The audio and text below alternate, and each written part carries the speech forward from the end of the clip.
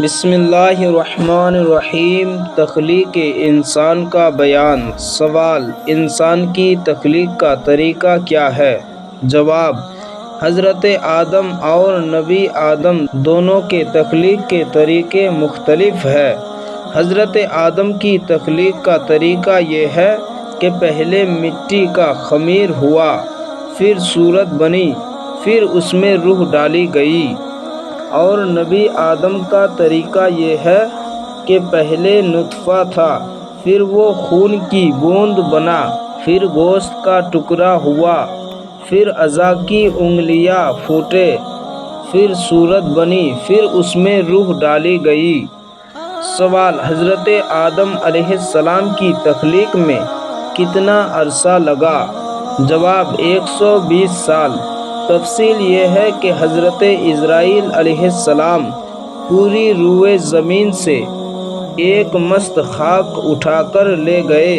فرشتوں نے بحکم خداوندی اس مست خاک میں پانی ملا کر گارا بنایا، اور گارا 40 سال تک یوں ہی رہا، پھر وہ بدبودار سیاہ ہو گیا، اور 40 سال تک ایسا ہی رہا۔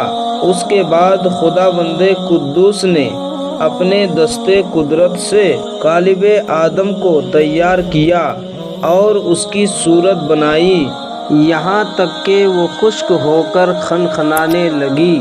پھر اس پر 39 سال غم کی بارش اور 1 سال راحت و سرور کی بارش ہوئی۔ اس کے بعد اس میں روح ڈالی گئی تو یہ ایک انسان ہو گیا۔ سوال: حضرت آدم علیہ السلام کی تخلیق کہاں ہوئی؟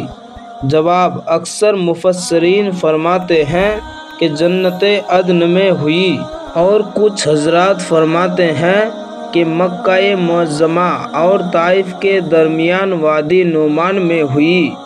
سوال: حضرت حوا کیسے اور کہاں پیدا ہوئے؟ جواب: اس سلسلے میں 2 روایتیں ہیں۔ ایک روایت میں ہے کہ دنیا ہی میں حضرت آدم کی بائی پسلی سے پیدا ہوئے۔ دوسری روایت ہے کہ جنت عدن میں پیدا ہوئے۔ پیارے ناظرین، اگر ویڈیو پسند آئے تو لائک کریں اور چینل کو سبسکرائب کریں تاکہ اسی طرح اسلامک ویڈیو آپ تک پہنچے۔